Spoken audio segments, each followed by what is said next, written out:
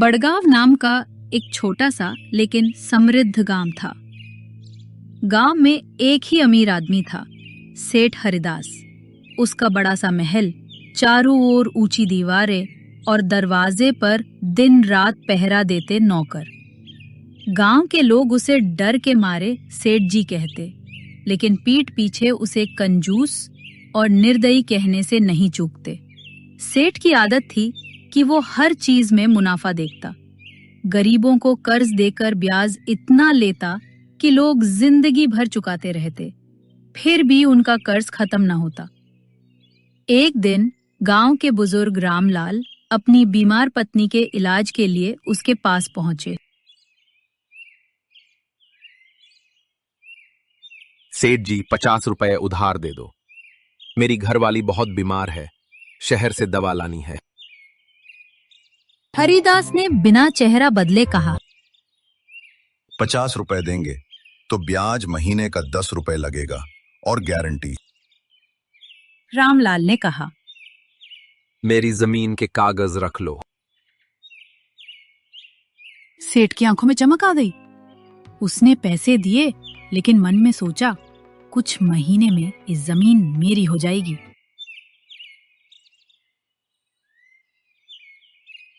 कुछ हफ्तों बाद गांव में एक अजनबी आया, रघुनाथ। आंखों में अजीब आत्मविश्वास। उसने गांव के बाहर एक टूटा फूटा घर खरीदा और रहने लगा। गांव वाले पहले तो उसे डरते रहे, लेकिन धीरे धीरे उसकी मददगार आदत से सब उसे पसंद करने लगे। कोई बीमार पड़ता तो वो दवा लाता, किसी का घर टूटा तो खुद मरम्मत कर देता।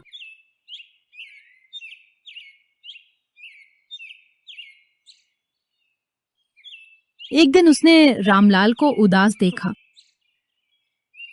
क्या हुआ काका? रामलाल ने धीरे से सब बता दिया। कर्ज, ब्याज और जमीन का डर। काका, चिंता मत करो, मैं सेठ जी से बात करूंगा। अगले दिन रघुनाथ सीधे सेठ हरिदास के हवेली पहुंचा। सेठ जी, रामलाल काका का कर्ज माफ कर दो।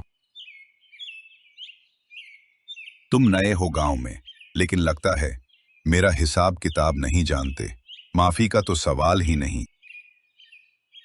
अगर मैं आपका नुकसान पूरा कर दूं तो? सेठ की आंखों में लालच झलका। कितना? 50 रुपए ब्याज समेत 100 रुपए अभी दे दूंगा, लेकिन कागज वापस कर दो। सेठ ने कुछ पल सोचा, फिर हंसकर बोला, ठीक है, लेकिन याद रखना मैं कभी घाटे का सौदा नहीं करता। रघुनाथ ने पैसे देकर कागज लिया और काका को लौटा दिया। गांव में ये खबर फैल गई और लोग रघुनाथ के और करीब आ गए।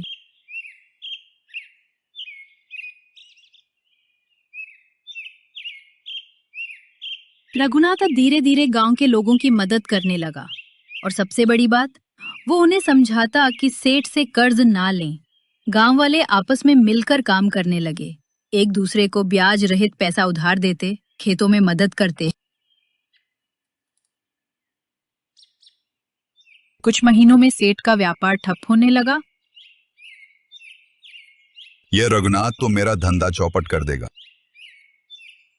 सेठ जी, इसे गांव से भगाना पड़ेगा। सेठ ने एक चाल चली। उसने अपने आदमियों को कहा कि रघुनाथ के घर में चोरी कराओ और फिर उसी पर इल्जाम लगाओ। फिर आज को एक आदमी चुपके से सेठ की हवेली से गहनों का बक्सा निकालकर रघुनाथ के घर के पास फेंक आए। सुबह सुबह शोर मच गया। सेठ ने पुलिस बुला ली और सीधे रघुनाथ के घर पहुंच गया। देखो, मेरे गहनों का बक्सा यहाँ है, यही चोर है। गांव वाले हैरान थे। रघुनाथ शांत था। उसने कहा, सेठ जी, चोरी हुई है तो असली चोर जरूर पकड़ा जाएगा।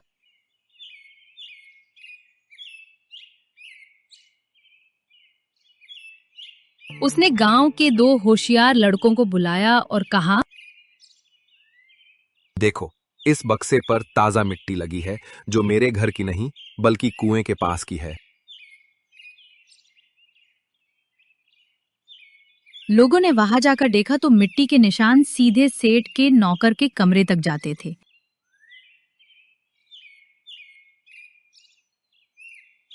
नौकर डरकर सब मान गया। सेठ जी के कहने पर ही किया था। गांव वालों का गुस्सा फूट पड़ा। उन्होंने पंचायत बुलाई। तुमने एक नेक आदमी पर झूठा इल्जाम लगाया। अब तुम्हारा यहां रहना मुश्किल है। गांव ने तय किया कि कोई भी उससे लेन देन नहीं करेगा। सेठ का व्यापार पूरी तरह ठप हो गया। नौकर एक एक कर छोड़ने लगे। कुछ महीनों बाद सेठ बीमार और अकेला रह गया। तेज बुखार में वो अपने घर के बाहर गिर पड़ा। उसी वक्त रघुनाथ वहां से गुजर रहा था। उसने सेठ को उठाया, पानी पिलाया और अपने घर ले जाकर इलाज किया। मैंने तुम्हारे साथ बहुत बुरा किया, फिर भी तुमने मेरी मदद की। सेठ जी, गलती हर इंसान से होती है, लेकिन सीखने वाला ही असली अमीर होता है। सेठ ने अपने सारे कागज, जमीनें और पैसे गांव वालों में बांट दिए। वो खुद भी उनके साथ खेती करने लगा। बड़गांव अब पहले से ज्यादा खुशहाल था। लोग एक दूसरे की मदद करते, कोई भूखा नहीं सोता। और सेठ हरिदास, अब लोग उसे हरिदास काका कहकर पुकारते और वो मुस्कुराकर जवाब देता। सीख, लालच इंसान को अंधा कर देता है, लेकिन करुणा और ईमानदारी से ही असली सम्मान और सुख मिलता है।